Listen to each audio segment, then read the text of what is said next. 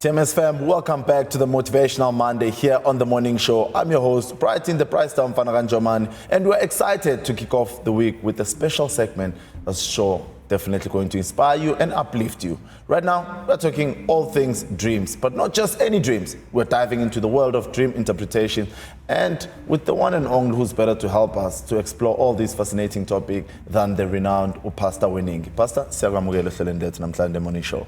Ngiyabonga kakhulu. Bonga mina Pastor, ngithi-ke singakaze nje simoshe isikhathi asisheshe nje siphuthume khona emabhubheni.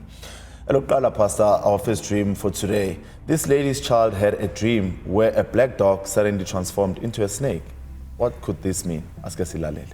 Morning show. Morning. Ngicela ukubuza umntanami ube nephupho uthi uphuphe abona inja eblack neleyo nje yachange yaba inyoka. Lechaza ukuthini?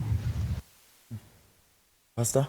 Ngabe chaza ukuthini lelo phupho? Into esingayishilo ukuthi vele ngokwesintu inja inako ukuvela njengethongo noma njengesidalwa semezisi inyoka iyavela njengesidalwa futhi yabo kodwa asilibheke kanje ukuthi uma inja isiphenduka inyoka kumbe ukuthi inja iphinde ibe umuntu sometimes umuntu angavela inja noma ingavela ubona inja kanti iwuphawu lomuntu yabo that is why when you see a friendly dog you know ukuthi hayi should lo muntu osondele naye lo muntu omaziyo lo muntu ojwayele naye unobungani nawe yabona yes so la lenza iyaphenduka ibe inyoka kusho ukuthi lento ingakhomba ukuthi uma kunomuntu osuke ujwayelene naye mhlawumbe noma usuke ngumngane wakho noma nje usuke close nawe yabo uzoba isitha kuwe noma uzogcina isenobutha yabona nawe because bengithi ngiyabuza iPaul ehle noma Paul kodwa mase uyibeka kanjalo Pastor hayi iyazwakala impela asiphuthume kolenye iphupho futhi